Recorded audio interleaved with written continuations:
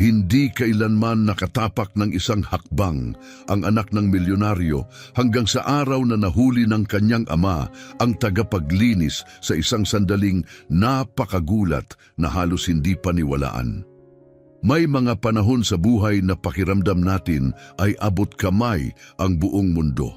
Kapag naniniwala tayo na ang determinasyon at pananampalataya ang magbibigay ng perpektong mapa sa bawat pangarap na hawak natin. Iyan ang diwa ni Maricel Fernandez noong kanyang kabataan. Isa siyang dalagang nagmula sa mahihirap na kalye ng Brooklyn, kumbinsidong kayang baguhin ng sipag at tiyaga ang kwento ng kanyang pamilya. Nananabik si Maricel sa araw na siya ay makapagtapos, makakuha ng matatag na trabaho, makabili ng simpleng apartment para sa kanyang ina at matulungan ang kanyang nakababatang kapatid na makapag-aral sa kolehiyo. Araw-araw, tumatakbo siya sa makikitid na kalye sa ilalim ng kulay abo na langit na napapaligiran ng mga lumang brownstone, tahimik na pinapangako sa sarili na hindi susuko kailanman. Nangongolekta siya ng mga itinuring ng basura na magasin mula sa mga upuan sa subway at dumadalo sa libreng aralin sa simbahan ng kanilang lugar. Bawat maliit na tagumpay ay naging isa pang hakbang patungo sa mas magandang bukas. Ngunit matututuhan niyang ang buhay ay bihirang dumaloy ng diretsyo. Isang mabagsik na gabi ng taglamig, bigla na lang bumagsak ang daang tinatahak niya. Ang kanyang ama, ang taong higit niyang hinangaan sa lahat, ay tinamaan ng malubhang stroke. Iniwan si Maricel, ang kanyang ina at kapatid na mag-isa upang magtiis. Ang pamilyang halos hindi na makahinga ay lubusang nalugmok sa utang. Mga bayarin sa ospital ng kanyang ina, matrikula ng kapatid, at sunod-sunod na hindi nabayarang bill sa kuryente ang naging matatayog na pader sa paligid nila. Isinara ni Maricel ang kanyang mga aklat sa kolehiyo at inilagay ang sarili sa trabaho. Nagtitinda siya ng burger sa fast food, naglilinis ng mga bahay ng mayayaman, nagdadala ng mga tray sa mamahaling kafe, at kahit nagwawalis sa alikabok ng mga lumang apartment, kahit ano para kumita ng pera. Naging magaspang at masakit ang kanyang mga kamay sa paulit-ulit na paglilinis. Napabagal ang kanyang mga balikat sa bigat ng walang katapusang mga gabi ng trabaho. Ngunit tiniis niya ang lahat ng walang reklamo. Batid na ang bawat dolyar na kinikita niya ang nagpapanatili sa kanilang pamilya. Ngunit habang lumilipas ang mga buwan, pakiramdam niya ay unti-unting hinihila siya sa isang whirlpool na hindi niya matakasan. Gabi-gabi, nauupo si Maricel sa tabi ng maliit na bintana sa makipot nilang apartment, nakatanaw sa malamig na mga bituin ng lungsod na naghahanap ng palatandaan. Ang mga matitingkad na pangarap na minsang pumailaw sa kanyang puso ay ngayoy nalubog sa bigat ng responsibilidad, kahirapan at takot. Hanggang sa isang nagyayalong hapon ng huling bahagi ng taglagas, noong halos mawala na ang kanyang pag-asa, may isang di inaasahang nangyari.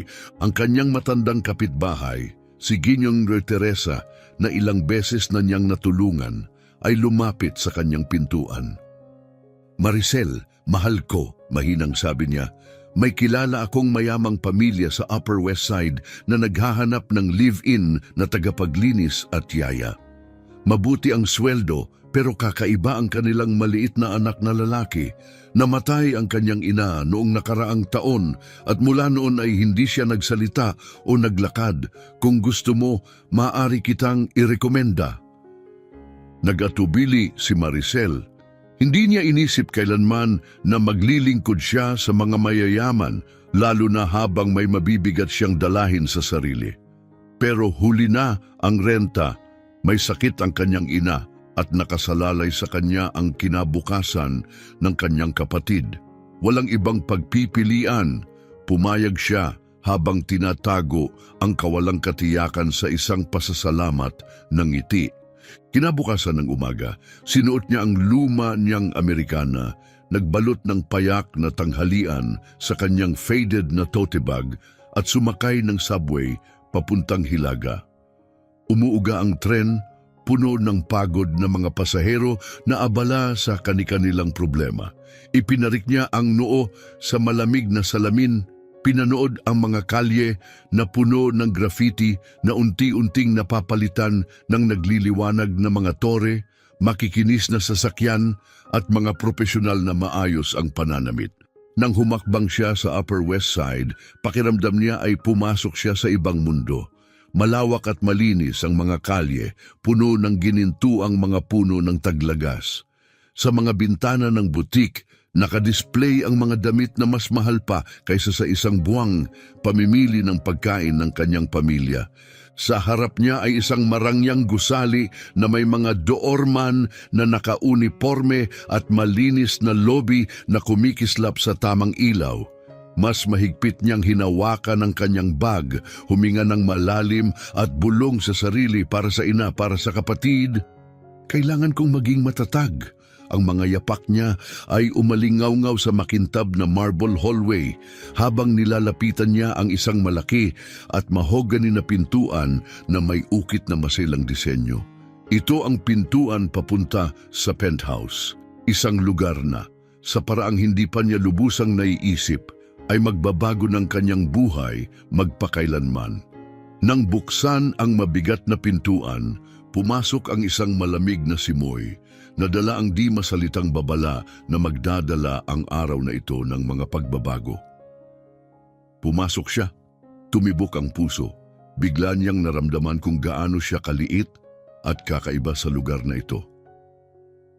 Ang marble floor ay nagre-reflect ng kinang ng crystal chandelier na nakasabit sa taas at bawat hakbang ay parang nota sa isang eleganting simponya. Nakatayo siya sa isang grand foyer na tila hindi totoo. Mga painting na nakasabit ng maayos, isang charcoal gray velvet na carpet na nakalatag sa harap ng electric fireplace na may malambot na liwanag at mga puting orkidyas na nakatayo ng maayos. Sa tabi ng isang paikot na hagdan ay isang antigong grand piano. Ang itim nitong ibabaw ay kumikislap na parang salamin. Sa likod ng mataas na arko ng mga bintana, dumaraan ang mga mamahaling sasakyan, mga butik ay nakahanay sa kalsada, at mga nakaistilong mamimili ay naglalakad pasok at palabas na walang iniisip. Mahigpit na hinawakan ni Maricel ang strap ng kanyang bag, basa ng pawis ang kanyang palad. Sa isang side mirror, natanaw niya ang sarili. Isang payat na dalagang may luma at sira-sirang Amerikana, buhok na nakatali ng mabilis na parang isang hindi perpektong pintig ng brush sa perpektong larawang ito ng kayamanan.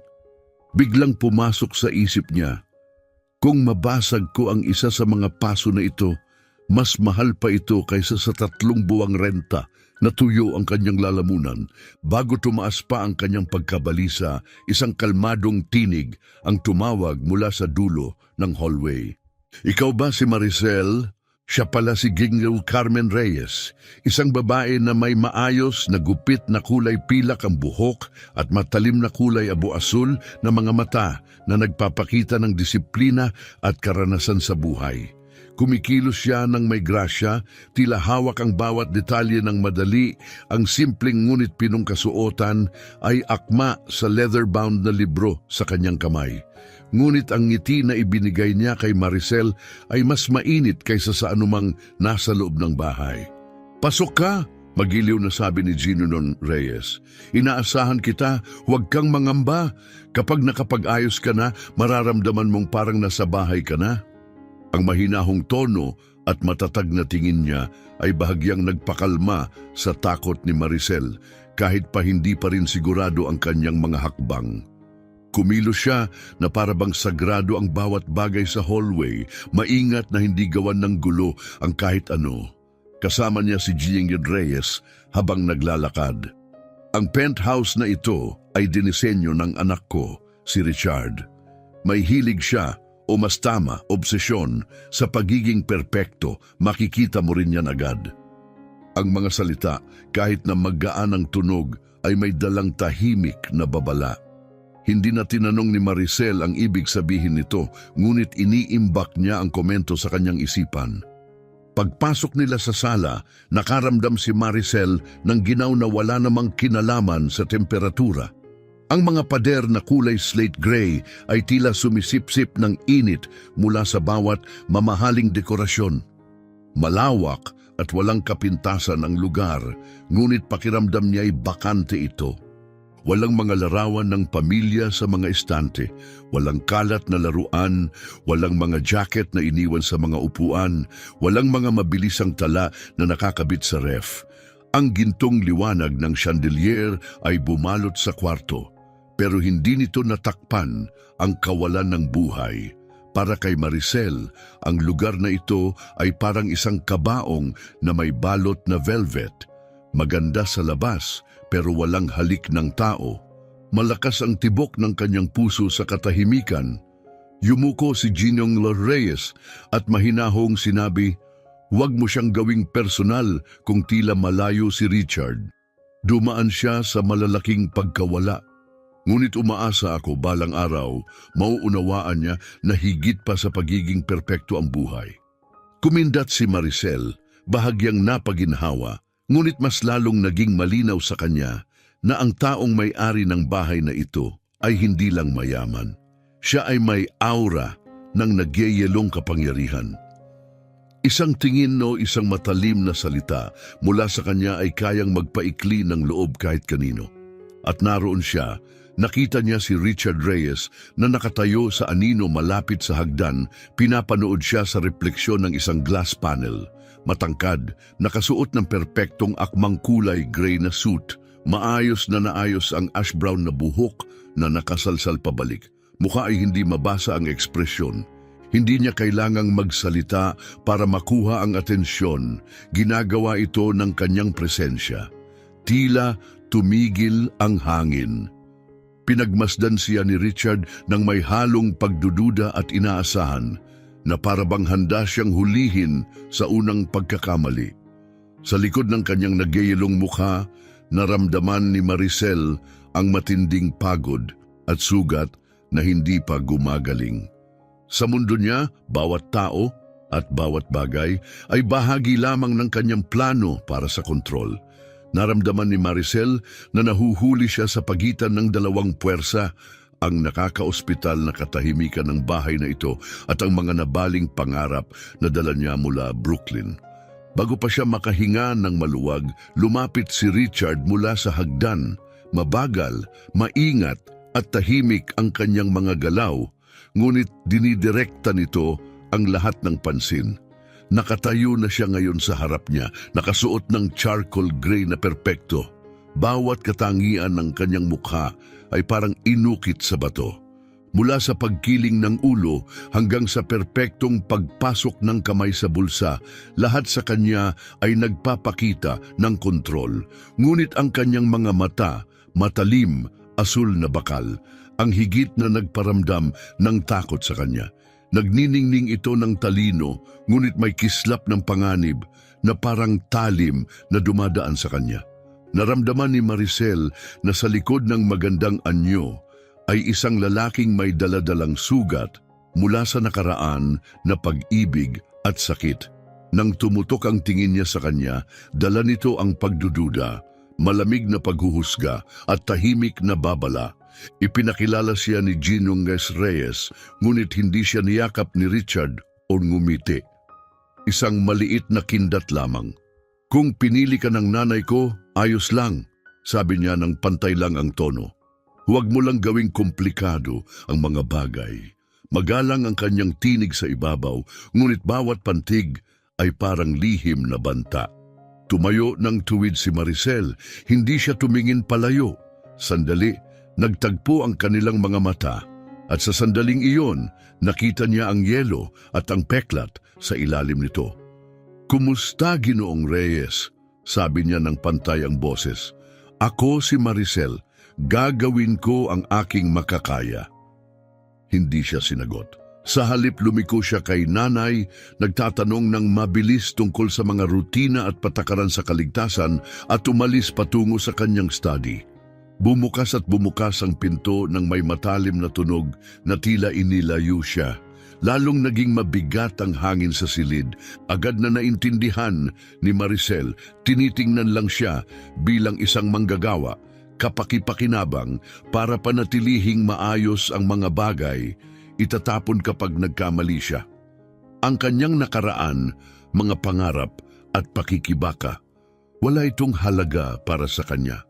May halong sakit at tumitinding determinasyon. Naalala niya ang tinig ng kanyang ama. Kahit paano kanila tingnan, maglakad ka ng matangkad. Ang iyong halaga ay sayo, maliban kung ito ay ibibigay mo. Pinangako niya sa sarili na hindi siya iiyak, hindi luluhod, at hindi hahayaan na maliitin siya sa bahay na yelo na ito. Ngunit ang kanyang pagdating ay nagdulot na ng kaguluhan sa katahimikan dito. Ang makita, ang isang dalaga mula Brooklyn na gumagalaw sa kanyang perpektong mundo ay nagdala ng hindi inaasahang tensyon na hindi maikakaila ni Richard. Siya ay isang patak ng kulay sa maingat na pinananatiling kulay, abo na canvas. At kahit na ito ay nakakainis sa kanya, natagpuan niyang pinagmamasdan siya ng palihim. Ang kanyang mahinahong pagtitiyaga at ang tahimik na pag-asa sa kanyang mga mata ay nagdulot ng pagkabagabag kay Richard. Naging pinagmumulan ito ng kanyang pagdududa at kalituhan. Paano kaya nangahas ang isang tulad ni Maricel na pumasok sa kanyang maingat na pinangangalaga ang mundo, isang lugar kung saan mahigpit niyang itinakda ang mga hangganan at pinanatili ang lahat sa distansya? Lalo na ang isang taong maaaring makita sa likod ng mapagmataas na maskarang kanyang isinusuot ang marupok at sugatang lalaking nasa ilalim. Mula sa unang pagkikita nila, nagsimula ang isang di-verbal na labanan, ang matibay na laban ni Maricel para panatilihing buhayan ang kanyang pamilya laban sa malamig at hindi matinag na depensa ni Richard na itinayo upang iprotekta ang kanyang sarili mula sa karagdagang pagkawala. Wala silang makakaalam na ang tila isang karaniwang pagpapakilala ay mag-uudyok ng sunod-sunod na pangyayari na magbabago magpakailanman sa kanilang dalawa. Dahan-dahang bumukas ang mabigat na pintuan ng kwarto ni Manuel, dala ang tensyon mula sa engkwentro ni Maricel kay Richard papasok sa bagong lugar na ito. Ngunit dito, walang dominasyon o autoridad, tanging katahimikan na nagpapalamig sa hangin. Pumasok si Maricel, bahagyang nanginginig ang kamay habang tinitingnan ang pastel-tonong kwarto. Ang lahat ay inayos na para bang sa isang glossy magazine, marangya, malinis at hindi pa nagagamit. Sumisiklab ang liwanag mula sa malapad na bintana na nakatingin sa parke, nilalambot ng mga puting kurtinang sumasayaw sa hangin. Sa isang pader, napuno ang mga istante ng mga stuffed animals, laruan na mga kotse at mga building blocks, ngunit lahat ay tila hindi nagamit na para bang ipinagbabawal ang paglalaro. May mababang librohan na nagpapakita ng mga fairy tale sa Ingles at Pranses. Sa isang sulok ay may watercolor easel at kahon ng mga krayola handa ngunit hindi nagagamit. Ito ay isang kwarto na puno ng mga bagay na mahal ng mga bata, ngunit walang tunog ng tawa, walang mabilis na hakbang, walang kaluskos ng papel na pumupuno sa hangin. Mabigat ang katahimikan, tila pinahinto ang oras. Sa isang maputlang gray na alpombra, malapit sa bintana, ay nakaupo si Manuel, 4 na taong gulang, nakaipit ang mga tuhod, magulo ang kanyang makinis na blonde na buhok, at ang maputlang balat ay nangingibabaw sa sobrang laki ng navy sweater na tila nilulunok siya. Nakatingin siya sa salamin, hinahanap ang isang bagay na hindi nakikita at malayo. Hawak niya sa mga bisig ang isang lumang stuffed bunny, manipis na ang tela sa mga tainga, isang marupok na angkla sa mundo. Tumigil si Maricel sa pintuan, lumigpit ang dibdib sa kanyang nakita. Sa sandaling iyon, naramdaman niya ang lalim ng kanyang kalungkutan, ang takot na naninirahan sa maliit at tahimik na katawan. Nakatayo siya na tila frozen, warak-warak mula sa isang pagsubok na hindi dapat dinaranas ng isang bata. Hinaplos ni Ging ni Sir Carmen ang balikat ni Maricel ng mahinahon, malumanay at puno ng kalungkutan ang kanyang tinig. Simula nang mamatay ang kanyang ina, hindi siya nagsalita o naglakad. Sinubukan namin ang mga doktor, therapist at espesyalista, wala ang nakatulong. Nakabuo siya ng pader na walang makakarating. Tumagos ang mga salitang iyon sa puso ni Maricel. Naalala niya ang sariling mga takot noong bata pa siya, ang mga mahabang gabi na wala ang kanyang ama, ang kanyang ina ay gising sa pag-aalala, at ang takot na mag-isa at walang nakakarinig ng kanyang iyak. Sa pagtitig kay Manuel, nakita niya hindi lang isang mayamang bata sa magandang kwarto, kundi isang kaluluwa na nakulong sa pagitan ng dalawang mundo, pribilehiyo at pagkakahiwalay. Dahan-dahan siyang lumuhod sa alpombra, maingat na hindi lumapit sa kanyang pribadong espasyo. Hindi niya pilit na pinipilit ang pag-uusap. Sa halip, inilapag niya ang kanyang tote, inabot ang isang faded na picture book at nagsimulang magbasa ng mahinahon tulad ng dati ginagawa ng kanyang ina para sa kanya. Ang mga pahina na punit-punit ay bumubulong sa bawat paglipat, at ang kanyang mga salita ay dumadaloy na parang isang lullaby na pampakalma sa isang di nakikitang bagyo. Hindi tumingin si Manuel sa kanya. Nanatili siyang matigas ang katawan, pinipisil ng mahigpit ang kuneho. Ngunit nanatili si Maricel sa kanyang lugar, nagsasalita ng mahina, nananatili sa malamig at tahimik na kwarto na parang kandila sa dilim. Mula sa hallway, pinanood sila ni Richard.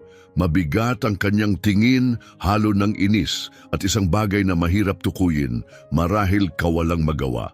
Nakita niya sila bilang dalawang estranghero mula sa magkaibang mundo, pareho nakatago sa likod ng mga di nakikitang pader.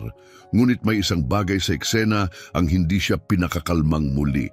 Naunawaan ni Maricel ang katahimikan bilang isang panawagan.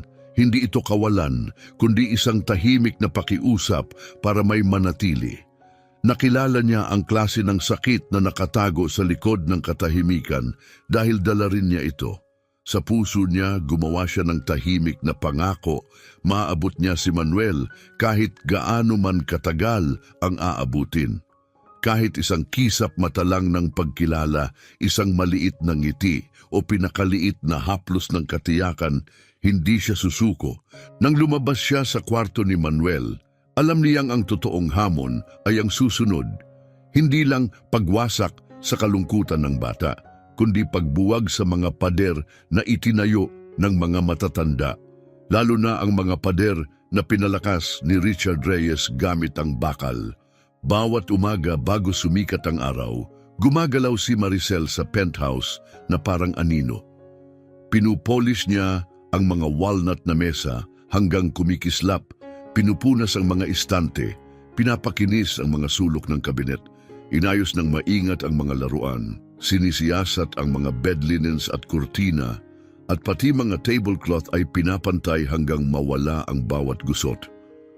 Tuwing maririnig niya ang mga yapak ni Richard sa hagdan, tila lumalamig ang hangin mismo. Hindi siya binabati ng magandang umaga. Sa halip, pinagmamasdan ng mga mata niya ang kanyang trabaho. Minsan may malamig na tindi ng taglamig, minsan ay isang mabilis na tingin na puno pa rin ng paghuhusga sa bawat detalye.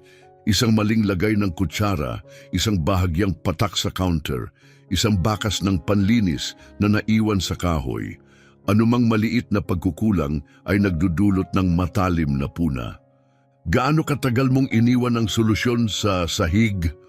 Hindi pa tuluyang tuyo ang mga pinggan. Suriin mo ulit. Kailangang mas pinong hiwain ang pagkain ni Manuel. Huwag baguhin ang menu nang hindi mo muna tinatanong ako. Bawat komento ay tila mga bato na dinadagdag sa pader, pinipisilang determinasyon ni Maricel, pinananatili siyang alerto palagi. Hindi niya alam kung kailan ang kanyang huling pagkakataon. Mas mahirap pa ang lumapit kay Manuel. Kapag siya'y nauupo malapit sa bata, madalas siyang lalayo pa, lalo sa kanyang katahimikan, o biglang lalabas si Richard na mayroong pagdududa sa mukha. Kapag masyadong matagal ang pagbabasa o mahinang pagkanta sa oras ng pagtulog, papasok siya na may seryosong tingin, na para bang ang presensya ni Maricel ay isang abala na hindi niya maintindihan. Hayaan mo siyang mag-isa. Huwag mo siyang pasamain pa. Hayaan mo na ang mga doktor ang humawak nito. Ang pangangailangan ni Richard na kontrolin ang lahat ay lagpas pa sa kusina, paglilinis o schedule ni Manuel. Nagbabantay siya sa penthouse na parang isang gwardiya, binubuksan ang mga kabinet, sinusuri ang mga basurahan, tinatanong kung bakit isang partikular na brand ng sabon ang pinili niya kaysa sa iba. Walang araw na hindi nararamdaman ni Maricel na siya'y isang dayuhan na palaging sinusuri, kapit sa lupa na hindi talaga kanya. May mga gabi na halos mapilitan siyang mag-impake at umalis bago sumikat ang araw dahil sa pagod at kahihiyan, lalo na noong araw na inakusahan siya ni Richard na siya ang dahilan kung bakit umiyak si Manuel sa isang simpleng kwento lang. Napakasakit ng maling paratang na yon at madalas niyang itanong kung may lakas pa siya para mabuhay sa malamig at mahigpit na mundong ito. Sa mga sandaling iyon, umatras siya sa maliit niyang kwarto sa dulo ng hallway at tumawag sa bahay. Ang boses ng kanyang ina, mahina pero puno ng pagmamahal, ay umaalingaw-ngaw sa linya. Anak ko, wala na ang tatay mo at umaasa kami ng kapatid mo sa iyo. Alam kong mahirap, pero malalampasan natin ito kung hindi ka susuko. At pagkatapos ay ang boses ng kanyang nakababatang kapatid, matatag at puno ng determinasyon. Maricel, hanggat nandyan ka, magsisikap akong mag-aral. Balang araw magkakaroon tayo ng mas magandang buhay. Ang mga salitang iyon, ang apoy niya sa dilim, ang dahilan kung bakit siya patuloy na lumalaban. Kung makakayanan niya lang, kung mapipigilan niya ang lamig ni Richard na apuhin ang kanyang pag-asa, baka may pag-asa pa para sa pagbabago. Ngunit bawat araw sa bahay ng mga Reyes ay may bagong hamon. Ang pagkahiwalay ni Richard ay hindi lang ugali. Ito ay isang kuta na itinayo mula sa kalungkutan at lumang sugat. Naririnig ni Maricel ito sa mga buntong hininga na akala niya ay hindi napapansin. At nakikita ito sa matitigas na linya sa paligid ng mga mata niya kapag iniisip niyang walang nakatingin. Isang hapon, narinig niya si Richard sa kanyang study, mababa at magaspang ang boses habang nakikipag-usap sa telepono tungkol kay Manuel. Hindi kailangan ng anak ko ng mga kaibigan. Sundin ang plano ng paggamot at huwag nang banggitin ang kanyang ina. Ang panginginig sa tono niya, bahagi galit, bahagi takot, ang nagpakita ng katotohanan. Ang kanyang nagyayelong distansya ay isang panangga, hinubog mula sa takot na mawala pa ang kaunti niyang natitira.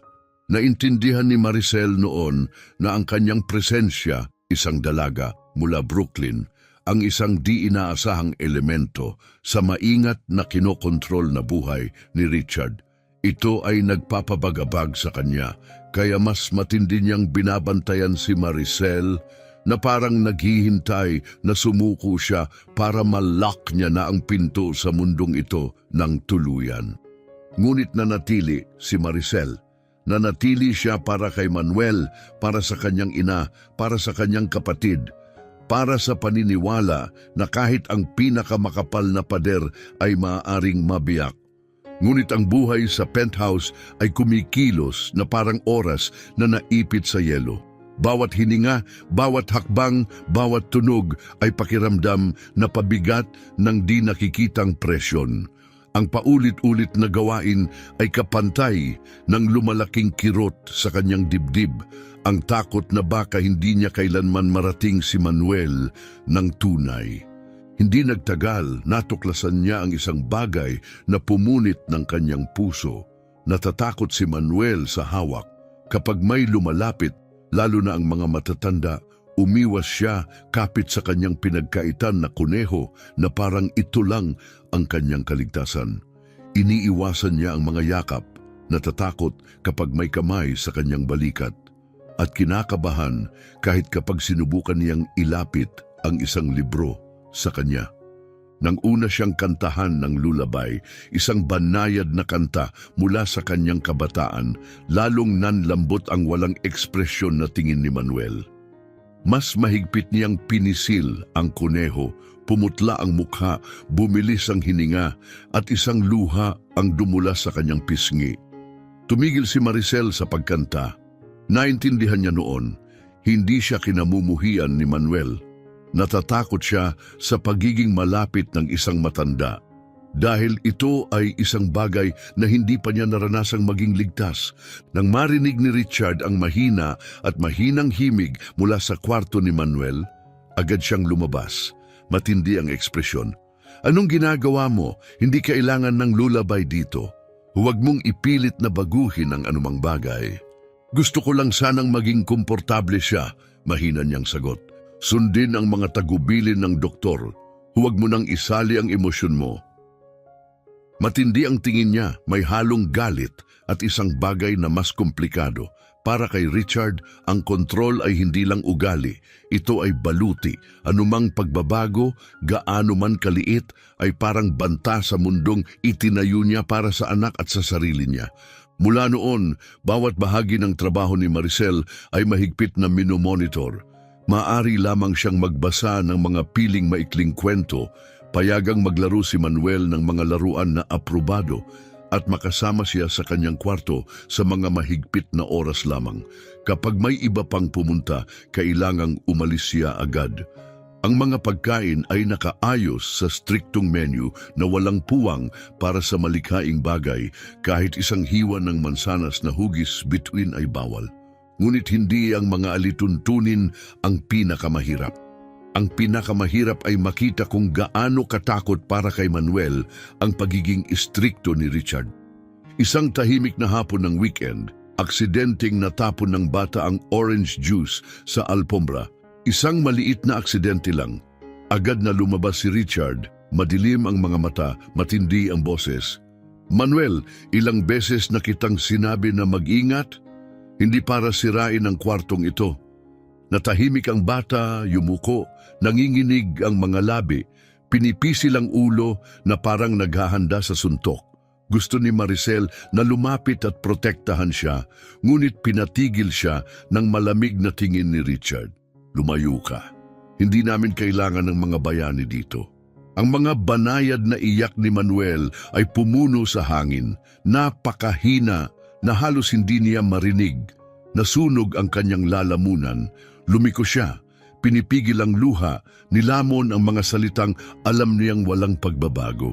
Noong gabing iyon, sa makipot na kwarto sa dulo ng pasilyo, naupo si Maricel sa tabi ng maliit na bintana, nakatitig sa kadiliman sa labas. Hindi na niya naramdaman ang lakas. Ang unan niya ay nabasa habang ang kawalang malay, kalungkutan at galit ay nagsasalpukan sa kanyang dibdib. Ang larawan ng takot ni Manuel ay malalim na nakaukit sa kanyang isipan. Nagtanong siya sa sarili kung tunay ba siyang may lakas para magpatuloy dahil ang pagliligtas kay Manuel ay hindi lamang laban. Si Richard din ay nakakulong sa isang madilim na bilangguan na sariling likha, isang lugar kung saan ang kontrol ay lalo lamang nagpapalala ng mga sugat. At mula sa malalayong sulok ng alaala, bumangon ang tinig ng kanyang ama. Minsan dumarating ang liwanag kapag nangahas kang harapin ang takot. Wala nang makakapagliligtas sa iyo kundi ang iyong sarili. Pinunasan niya ang kanyang mga pisngi at tahimik na nangako sa sarili. Sa umaga, magsisimula siyang muli. Hindi niya iiwan si Manuel dahil kung walang mananatili, sino ang maggagabay sa kanya palabas ng dilim na ito? Kinabukasan, gumising siya ng maaga gaya ng dati. Namamaga pa ang kanyang mga mata sa pag-iyak, ngunit matatag ang kanyang mukha at hindi matitinag ang determinasyon. Bumubulong ang ulan sa mga bintana, tinatakpan ang lungsod ng New York ng mabigat at kulay abunabelo. Sa loob ng penthouse, mabigat at mahina ang hangin, ngunit sa kanyang dibdib ay may maliit na apoy. Isang matigas na pagtutol na hindi mapapatay ng anumang bagyo. Naisip niya ang maputlang mukha ni Manuel, ang paraan ng pagsara ng mga mata kapag may sigawan.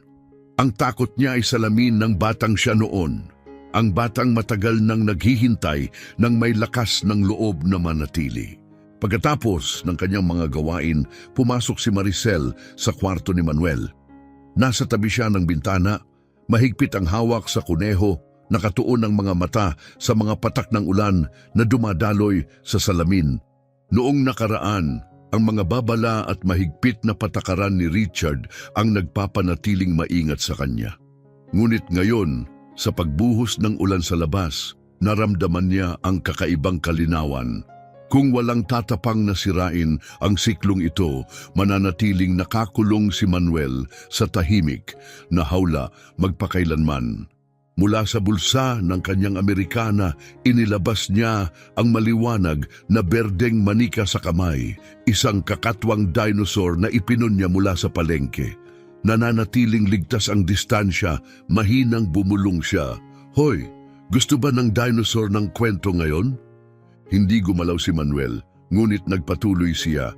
Binigyan niya ang manika ng katawa-tawang boses, pinapalakad at pinapasingaw ito ng clumsy hanggang sa madulas ito sa pekeng saging at bumagsak sa alpombra. Mga braso ay kumikilos.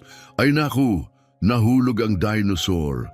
"Aray!" Mahinang sabi niya na parang naglalaro, saka inilipat ang dinosaur papalapit sa kuneho ni Manuel. At nangyari iyon, kawalatulad ng hininga sa kalahating bukas na pinto, gaano tulad ng isang patak ng ulan. Tumawa si Manuel. Sa umpisa, isang mahina lang na tunog, ngunit unti-unting lumaki ito sa isang maliit, tunay na tawa. Lumaki ang kanyang mga mata. May kumislap na kagalakan, bagaman tinatadyakan ng mga labi na para bang hindi siya sigurado kung pinapayagan ito. Hindi pinilit ni Maricel ang bagay. Ngumiti siya, hinayaan ang manika na muling madulas. Sa pagkakataong ito, diretso sa kandungan ng kuneho. Tinakpan ni Manuel ang kanyang bibig, nanginginig ang mga balikat sa isa pang tawa. Kahit sandali naabot siya ng kagalakan. Sa tunog na iyon, alam ni Maricel na natagpuan niya ang unang bitak sa pader ng kanyang puso. Hindi niya alam na si Richard ay nakatayo sa pasilyo, di gumagalaw, pinapanood sa makitid na siwang ng pinto. Ang munting tawa na iyon ay lumampas sa anumang tunog sa bahay, sa loob ng mahigit 1 taon.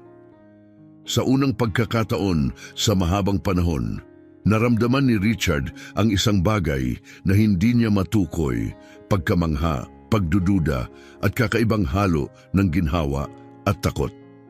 Nakipaglaban ang pride sa kawalang paniwala na isang tagapaglinis na kanyang tiniwalaan ay nakarating sa kanyang anak gamit ang isang simpleng bagay. Nagsimula ng umusbong ang mga tanong na iniiwasan niya sa maraming taon. Tama ba ang kanyang mga patakaran?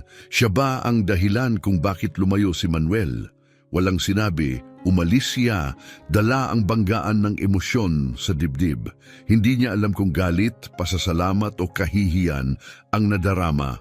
Ang alam lang niya, ang tunog ng tawa ay naglantad ng kanyang sariling kawalang malay. Para kay Maricel, ang sandali ay isang binhi na itinanim ng malalim sa dilim. Isang marupok na liwanag ang sumilip sa mabigat na dilim ng penthouse at balak niyang bantayan ito. Hindi siya umaasa ng mga himala, ngunit alam niya ito hanggat siya ay magtatagal, hanggat may tawa, may pag-asa na mapalaya si Manuel mula sa kanyang tahimik na bilangguan. Ang mga araw sa bahay ng mga Reyes ay patuloy pa ring kumikilos na parang oras na naipit sa yelo. Bawat galaw, bawat tunog ay tila bumabagal dahil sa bigat ng hangin. Puno ng mga gawaing bahay ang kanyang oras, ngunit ang mas mabigat na pasanin ay ang tahimik na takot na baka hindi niya talaga marating ang bata. At naroon ang katotohanang pinakamasakit. Natatakot si Manuel sa paghipo. Kapag may lumalapit na matanda, umatras siya, mahigpit ang kapit sa kuneho, malalawak ang mga mata na para bang naghahanda sa isang kasamaan. Natatakot siya sa mga yakap, nanginginig kapag may kamay sa kanyang balikat, at lumalayo kapag sinubukan niyang ipasa ang isang libro. Nang una siyang kantahan ng lullaby, isang mahinahong awit na dati niyang narinig mula sa kanyang ina, tumingin siya ng hindi kumukurap, mahigpit na hinawakan ang kuneho. Namutla ang mukha niya, bumilis ang hininga at isang luha ang dumulas sa kanyang pisngi. Tumigil si Maricel agad. Naintindihan niya, ang takot niya ay hindi pagtanggi. Ito ay ang takot sa pagiging malapit na hindi pa niya natutunang pagkatiwalaan. Natakot siya sa pagiging malapit na dapat ay alam ng bawat bata. Nang marinig ni Richard ang kanyang boses na kumakanta mula sa kwarto ni Manuel, namula ang kanyang mukha na para bang nilabag niya ang isang di nakasulat na batas. Ano ang ginagawa mo? Hindi kailangan ng mga lullaby dito. Huwag kang magdesisyon mag-isa para aliwin siya o baguhin ang anumang bagay. Gusto ko lang siyang tulungan na maging komportable, mahinahong sagot ni Maricel. Sundin ng mga utos ng doktor. Iwanan mo ang damdamin mo sa labas nito. Parang salamin ang mga salita niya, malamig, matalim at puno ng galit na pagkadismaya. Para kay Richard, ang kontrol ay hindi lang isang gawi. Ito ay baluti, ang tanging pananggan niya laban sa sakit na hindi niya ipinapahayag. Sa kanyang mga mata, kahit ang pinakamaliit na pagbabago ay pwedeng wasakin ang marupok na kaayusan na itinayo niya para sa anak at sa kanyang sarili. Mula noon, limitado ang mga galaw ni Maricel ayon sa mga patakaran. Maaari lamang siyang magbasa ng mga piling maikling kwento. Ang mga laruan ni Manuel ay dapat aprobado ni Richard. Sinusukat ang oras niya sa kwarto ni Manuel ng paisa-isang minuto at kapag may ibang pumasok, kailangang agad siyang umalis. Ang mga pagkain ay sumusunod sa isang mahigpit na plano. Walang sorpresa kahit na ang isang hiwa ng mansanas na hugis bituin ay ipinagbabawal. Ngunit ang pinakamabigat na suntok ay hindi ang mga patakaran. Ito ay noong nakita niya si Richard na takutin si Manuel hanggang manginig ang bata. Isang weekend, natapon ni Manuel ang orange juice sa alpombra. Isang maliit na aksidente lang. Bigla siyang nagalit ni Richard, mga mata naglalagablab, boses matalim. Manuel, ilang beses na kitang sinabi na mag-ingat, hindi para sa kalat ang kwartong ito. Natahimik ang bata, yumuko, nanginginig ang mga labi, kamay nakatakip sa ulo na parang naghahanda sa isang bagyo. Nilapit ni Maricel upang protektahan siya, ngunit pinigilan siya ng malamig na tingin ni Richard. Lumayo ka. Hindi namin kailangan ng mga bayani dito. Ang tahimik na iyak ni Manuel ay pumuno sa kwarto. Napakahina ngunit sapat para pahinain ang hangin. Nasunog ang lalamunan ni Maricel. Lumiko siya, nilamon ang mga salitang alam niyang wala nang magbabago. Noong gabing iyon, sa kanyang maliit na kwarto, naupo si Maricel sa tabi ng bintana. Nakatitig sa dilim, hindi na siya naramdaman ang lakas. Basang-basa ang unan niya dahil sa luha habang nagsasalpukan ang kawalang malay, galit at dalamhati sa kanyang dibdib. Hindi lang pagliligtas kay Manuel ang kanyang laban, nakakulong din si Richard sa isang pribadong bilangguan kung saan ang kontrol ay lalo lang nagpapalala ng sugat. Mula sa malalim ng kanyang alaala, bumangon ang tinig ng kanyang ama. Ang liwanag ay dumarating lamang kapag nangahas kang harapin ang takot. Walang makakapagliligtas sa iyo kundi ang iyong sarili. Pinunasan niya ang mga pisngi at nangakong sa umaga ay magsisimula siyang muli. Hindi niya iiwan si Manuel na nag-iisa sa dilim na ito. nang magsara ang kanyang pinto, lalo pang naging mabigat ang penthouse. Kumalat ang katahimikan na parang simula ng isang mahabang gabi. Ramdam ni Maricel na nawawala ang kanyang pinaghirapang pag-unlad. Ang pag-asa ay natatangay ng malamig at matatag na bagyo. Ngunit sa katahimikan na yon, nagpasya si Ginoong Carmen na hindi na siya mananahimik. Direktang pumasok siya sa study ni Richard na nakatayo sa tabi ng bintana, balikat matigas, nanginginig sa dami ng nararamdaman na hindi malinaw kung galit o pagod. Richard, maring sabi niya, iniisip mong pinoprotektahan mo si Manuel sa pagkontrol sa lahat, pero pinarurusahan mo ang sarili mo at itinataboy mo ang anak mo palayo sa pag-ibig na pinakakailangan niya. Lumiko si Richard at sa unang pagkakataon, pula ang mga mata niya, hindi sa galit, kundi sa sakit at kalituhan. Hindi mo naiintindihan kung may mangyari kay Manuel, kung mawawala siya tulad ng pagkawala ko kay Ana. Hindi ako makakabangon. Lumapit si Ginoong Carmen, inilapag ang matatag na kamay sa balikat niya. Ginawa ng takot mo na estranghero ka sa sariling anak. Kailangan niya ng ama na may tapang magmahal, hindi isang ward. Minsan, ang tanging paraan para maging matatag ay aminin mong mahina ka.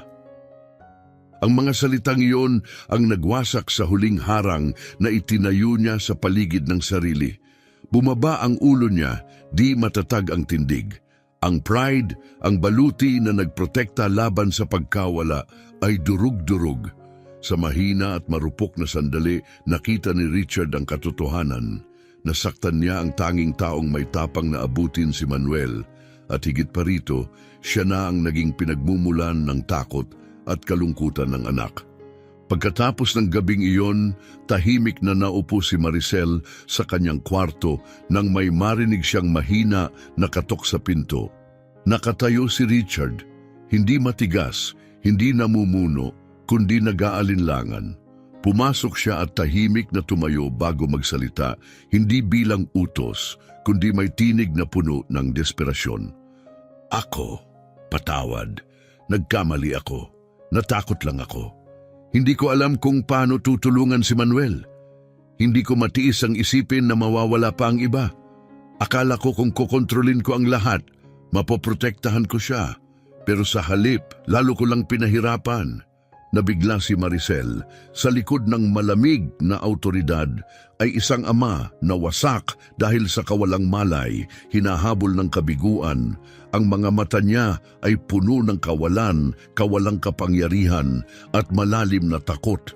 Tahimik siyang naupo sa tabi niya, magkakahawak ang mga kamay at ikinuwento ang sarili niyang kwento, ang biglaang pagkamatay ng kanyang ama, ang pakikibaka ng kanyang ina at kapatid sa makipot na apartment, ang mga gabing walang tulog na puno ng takot na baka may sumunod na trahedya na mag-aalis ng kaunting natira sa kanila.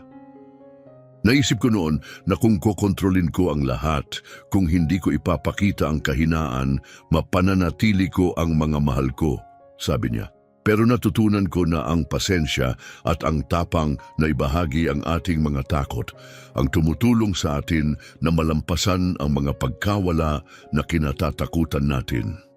Ang mga salita niya simple at walang sisihan ay nagsimulang pag-inhawahin ang mga sugat na matagal nang itinago ni Richard.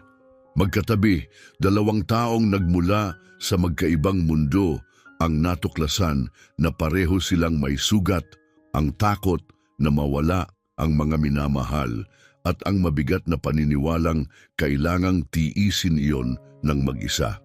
Mula noong gabing iyon, nagsimulang maramdaman ang tahimik na pagbabago sa penthouse ng mga Reyes. Nagsimulang tingnan ni Richard si Maricel ng iba. Sa unang pagkakataon, tinanong niya ang opinyon nito tungkol sa araw-araw na gawain ni Manuel. Nakinig siya nang magmungkahi si Maricel ng mga bagong pagkain, banayad na ehersisyo, o mga ritual bago matulog, mga bagay na dati niyang tinanggihan agad. Napalitan ang matitinding utos at patuloy na pagbabantay ng isang mas maingat ngunit tunay na pagtitiwala. Para kay Maricel, ito ang unang pagkakataon na naramdaman niyang tunay silang magkatuwang sa pagtulong kay Manuel na muling matagpuan ang liwanag. Pinaplano nila nang magkasama ang bawat araw, mga maliliit na laro, maiikling lakad, bagong mga libro, mga kwento bago matulog. Simpleng mga hakbang, ngunit bawat isa ay isang bato sa tulay na kanilang binubuo. Nagsimulang kumupas ang tensyon na dati bumalot sa hangin, nawala ang mga nag-aalalang sulyap, napalitan ng mga sandali ng tunay na palitan, at dumating ang pinakalinaw na palatandaan ng pagbabago. Isang umaga, si Richard ang nagluto ng kape, tahimik na inilapag ang tasa sa harap ni Maricel nang hindi nagsasalita. Isang pasasalamat na hindi sinasabi ngunit naiintindihan. Hindi na siya nagsarado sa sarili sa kanyang study. Sa halip, lumalapit siya kung saan nakaupo si Maricel at Manuel. Nagtatanong tungkol sa umaga ni Manuel, kung ano ang gusto niyang kainin, aling mga kwento ang nagpapangiti sa kanya. Ang mga pagsubok niya ay awkward sa umpisa, pero nakita ni Maricel ang pagkakaiba sa kanyang mga mata. Isang lambing na hindi pa niya nasisilayan noon. Sa mga sumunod na araw, hindi na gumalaw si Maricel na parang natatakot magkamali. Matapang niyang pinaplano ang mga aktibidad ni Manuel at sumasali si Richard. Isang hapon, lumuhod siya sa sahig ng sala para magtayo ng Lego Towers kasama nila. Minsan naman, tinulungan niya sa kusina at namula nang matawa si Maricel sa malalaking hiwa ng karot na ginawa niya. May mga hapon sa balkonahe, si Manuel ay nasa mga bisig ni Richard, nagtuturo sila ng mga maya sa bakod, nagpapangalan sa mga hugis ng ulap at nagkukuwento tungkol sa mga pulang bus na dumadaan sa kalye sa ibaba. Ang dating tahimik na penthouse ay ngayoy puno ng mahinahong halakhak, ang maliit na mainit na tunog na likha lamang ng isang pamilya. Hindi na lang tagapaglinis si Maricel, naging puso ng kanilang tahanan. Nagsimulang hingin ni Richard ang kanyang opinyon sa lahat ng bagay mula sa menu hanggang sa mga lakad sa labas. Kahit si Gangster Carmen ay may mahinahong pagmamalaki, alam niyang hindi lang niya naabot si Manuel, kundi napalambot na rin niya si Richard. Dahan-dahang gumaling si Manuel, hindi man mabilis, ngunit hindi maikakaila. Nagsimulang magsalita, mga maiikling salita. Mada cake sis, bawat isa'y nagdudulot ng saya sa bawat sulok ng bahay. Isang araw, tumayo siya gamit ang gilid ng upuan, pagkatapos ay tinawag si Maricel ng mahina ngunit matatag ang boses. Bawat ngiti niya sa kanyang ama, bawat beses na lumalapit siya kay Maricel para sa isang kwento, ramdam ni Richard ang kirot sa kanyang mga mata. Napagtanto niya na ang kaligayahan ay hindi nasa mahigpit na kontrol, kundi sa mga marupok at panandaliang sandali. Isang yakap, isang sulyap, isang sabayang tawa. Sa loob lamang ng ilang linggo, nagbago ang penthouse. Amoy toasted bread ang umaga. Ang sahig ng sala ay puno ng mga piraso ng Lego at mga kulay na lapis. Nagniningning ang balkonahe sa sikat ng hapon, pumupuno ng tawa ng bata. Hindi na pakiramdam ni Maricel na isang intruder siya, siya ang pulso na nagdudugtong sa lahat, ang tagapangalaga ng pag-asa sa lugar na minsang tila isang makintab na libingan. Mula sa pasasalamat, lumago ang damdamin ni Richard tungo sa paghanga. Natutunan niyang makinig, magbahagi ng kanyang mga lihim na saloobin sa kanya, at naunawaan niya na nagsimula ang kanilang paggaling nung nangahas silang bitawan ng takot at pride at magabot ng kamay sa isa't isa. Pagdating ng tag-ulan, bumalik ang kulay abo sa New York. Isang gabi, kumulog ang kidlat at bumuhos ang malalakas na ulan sa mga bintana, nanginginig ang salamin. Bigla na lang nawala ang kuryente, nalamon ng dilim ang apartment. Humuni ang hangin sa mga siwang at nagsimulang umiyak si Manuel, natakot sa biglaang kawalan. Niyakap siya ni Maricel, dahan-dahang inalog, nagbulong ng mga salita ng pag-aaliw. Naghanap si Richard ng flashlight sa kusina habang nagliyab si Ginaning Carmen ng ilang kandila. Nagtapos silang magkakasama sa liwanag ng mga kumikindat na apoy habang umaalingaw-ngaw ang unos sa labas. Sa bilog ng mainit na liwanag, nawala ang lahat ng hadlang, ang hirarkiya, ang hindi pagtitiwala, ang mga lumang sugat. Sandali lamang sila ay mga taong nag-uugnay sa isang marupok na sandali. Nang humina ang iyak ni Manuel, yumuko siya sa kandungan ni Maricel. Ang mga talukap ng mata ay bumababa. Umupo si Richard sa tabi nila. Tahimik, pinapanood ang pag-uga ng ilaw sa mukha niya. Ang kanyang mga kulay abo na mata ay sumasalamin sa pagod ng isang taong matagal nang lumalaban sa sarili. Ipinakita ng banayad na ilaw ang kanyang lakas at ang malalim na kahinaan niya. At pagkatapos na parang ang bagyong nasa labas, ang nagpakawala sa kanyang hawak sa mga pader na itinayo niya sa loob. Bumulong si Richard ng mga salitang hindi niya na ipahayag sa iba.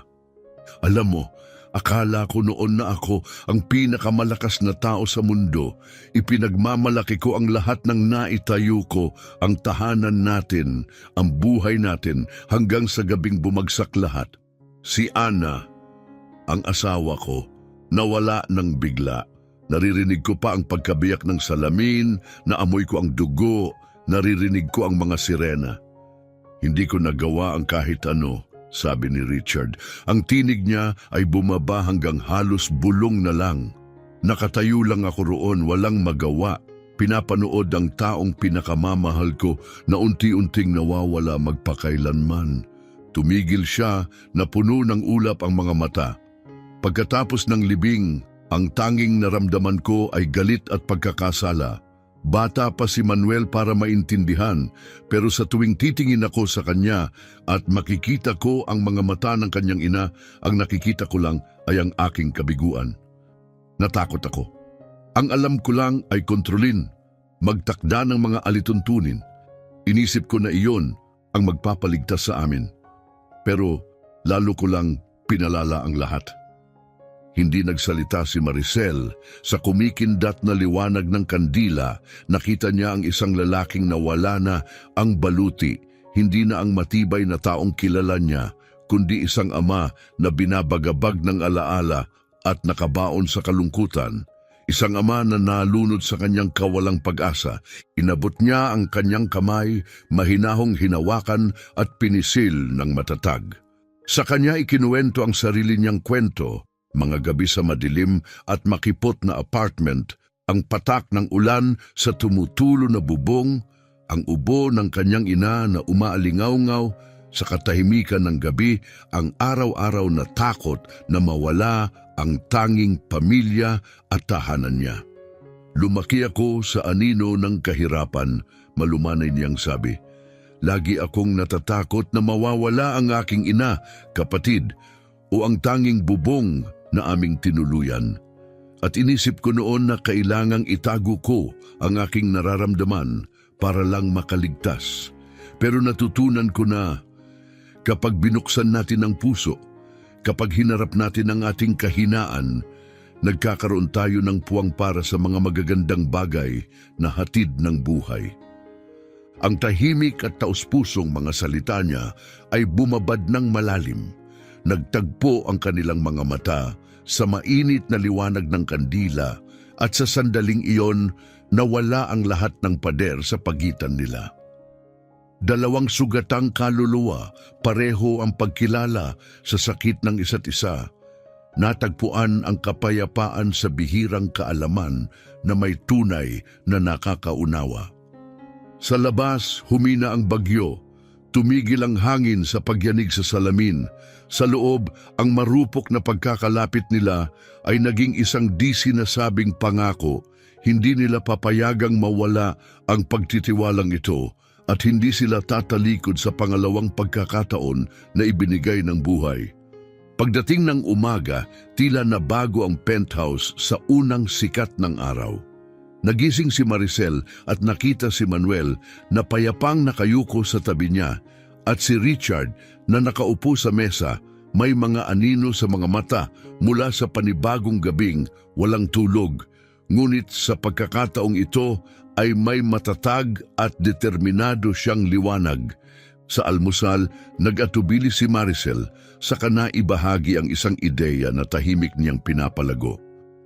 Nabasa ko tungkol sa isang therapy center sa Seattle, paliwanag niya. Gumagamit sila ng multisensory na pamamaraan, musika, hayop, therapy sa paggalaw, para sa mga batang dumaan sa trauma tulad ni Manuel. Naniniwala ako, kung makapunta siya ron, baka mabago nito ang lahat. Noon, agad itong tinanggihan ni Richard. Ngunit ngayon, tahimik siyang nakinig, ang tingin ay nakadirekta sa maliwanag na bintana.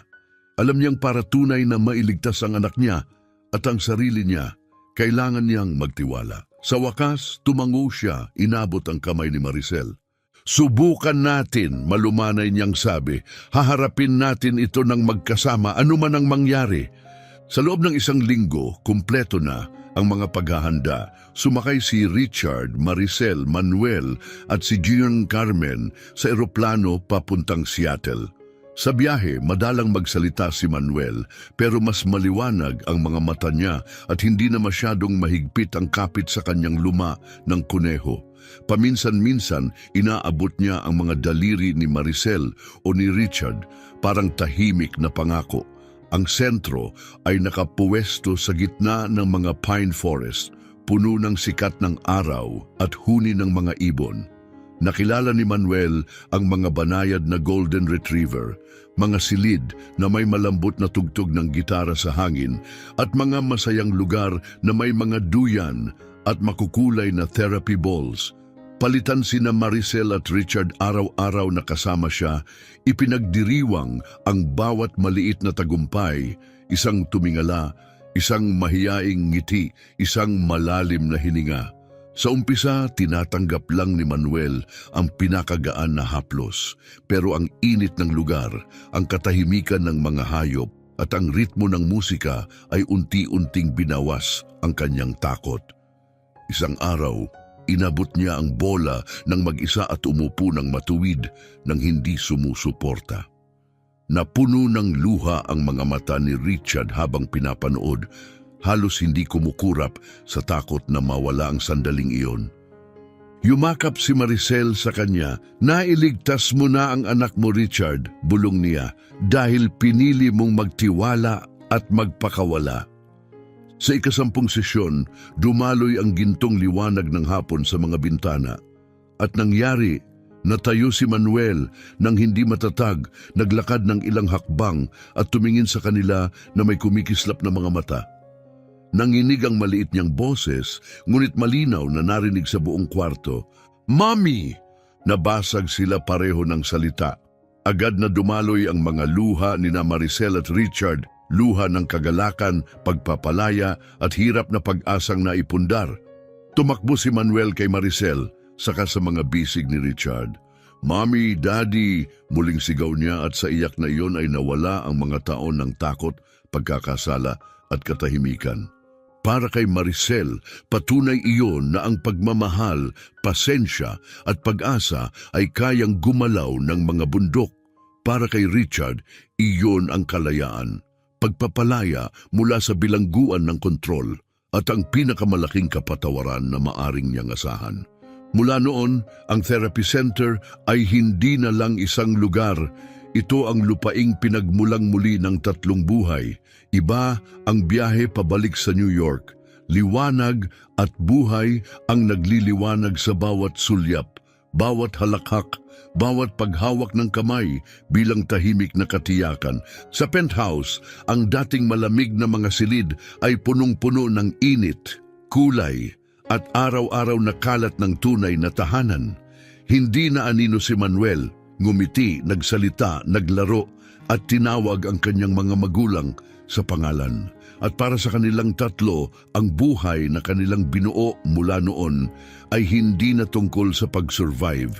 Ito ay tungkol sa tunay na pamumuhay ng magkakasama. Ngayon nagsisimula ang mga umaga sa tunog ng mga yapak ni Manuel na mabilis na tumatakbo sa makinis na sahig. Ang kanyang halakhak na umaalingaw-ngaw habang umaakyat siya sa isang upuan para ipabasa kay Maricel ang kanyang paboritong kwento. para ipasket ni Richard ang isang superhero o para diligan ni Ginang Carmen ang mga bulaklak sa balkonahe. Nawala na ang mahigpit na pader ng kontrol na dati ang nagtatakda sa penthouse. Sa halip, mga framed na guhit ang bumalot sa mga pader, makukulay na likhang sining ang nakadikit sa bawat sulok at malambing na musika ang dumadaloy sa mga silid tuwing gabi habang nagtitipon ang pamilya para sa hapunan.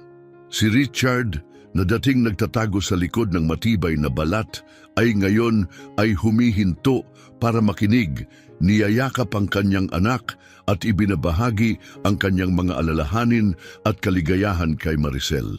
Nagsimulang magplano ng mga picnic kasama ang pamilya, siya na mismo ang nagluluto ng almusal tuwing weekend at pati na ang paggawa ng cookies, kahit na ang kanyang clumsy na pagkalat ng harina sa kusina ay palaging pinagtatawanan ni Maricel. Sa paglipas ng mga araw, mas naunawaan ni Richard na ang tunay na kaligayahan ay hindi ang pagkontrol sa lahat ng resulta o pag-iwas sa sakit. Ito ay tungkol sa pagbubukas ng puso, pagtanggap sa mga dumarating at pagkatuto na patawarin ang sarili at ang mga mahal sa buhay. Dala niya ang tahimik na pasasalamat kay Maricel, hindi lamang dahil dinala niya si Manuel pabalik mula sa bingit ng dilim, kundi dahil ipinakita niya kung ano ang ibig sabihin ng pag-asa, kapatawaran at bagong simula. Isang mainit na hapon ng tagsibol nang napuno ang mga pamilihan ng mga bulaklak ng lavender, pinuntahan ni Richard si Maricel at Manuel sa isang maliit na puting bahay sa hilagang bahagi ng lungsod. May malugod na porch ito, mga bukirin ng kulay purple na sumasayaw sa hangin at malawak na bakuran kung saan makakapaglaro ng malaya si Manuel sa ilalim ng araw. Matapos ang isang simpleng picnic sa gitna ng mga bulaklak, lumuhod si Richard, inilabas ang isang maliit na singsing mula sa kanyang bulsa at tumingin sa mga mata ni Maricel. Mga mata na kumikislap sa saya at luha na hindi pa pumatak. Ibinalik mo ang liwanag sa pamilyang ito, mahinahong sabi niya. Tinuturuan mo ako ng kahulugan, ng pag-ibig, tapang at pananampalataya. Maricel, pakakasalan mo ba ako? Maging ina ni Manuel at maging tahanan namin? Dumaloy ang mga luha sa pisngi ni Maricel habang siya ay tumango, hindi makahanap ng mga salita. Nagyakapan silang tatlo, ang kanilang kasiyahan ay kumalat sa maliwanag na hangin ng tagsibol. Mula noon, ang maliit na puting bahay sa tabi ng mga bukirin ng lavender ay naging ligtas na kanlungan ni Manuel, isang lugar ng pag-ibig, halakhak at paglago. Dito, magkasamang pinagaling ni na Richard at Maricel ang mga lumang sugat, bumubuo ng isang buhay na puno ng mga masasarap na hapunan, masayang umaga, mga pakikipagsapalaran ng pamilya, at mga araw-araw na sandali na naging patunay ng tibay ng pag-ibig. Ang kanilang kwento ay patunay ng hindi matitinag na kapangyarihan ng pag-asa, ang tahimik na lakas ng pagtitiyaga at ang biyaya ng kapatawaran. Isang paalala na kahit sa pinakamadilim na kadiliman, isang maliit na apoy at isang handang kamay ang makakapagdala sa atin pabalik sa liwanag. Nagtatapos ang paglalakbay ni na Maricel, Richard at Manuel sa isang masayang habang buhay, ngunit nagiiwan din ito ng tanong para sa ating lahat. Ano ang pinakamahalagang sangkap para tunay na gumaling ang isang sugatang pamilya at muling matagpuan ang saya? Ibahagi ang iyong mga saloobin sa mga komento sa ibaba at kung naantig ka ng kwentong ito, i-like, i-share ito sa isang mahal mo at mag-subscribe para hindi mo mapalampas ang susunod naming mga kwento ng puso. Maraming salamat sa iyong pakikinig at pagdalaw dito.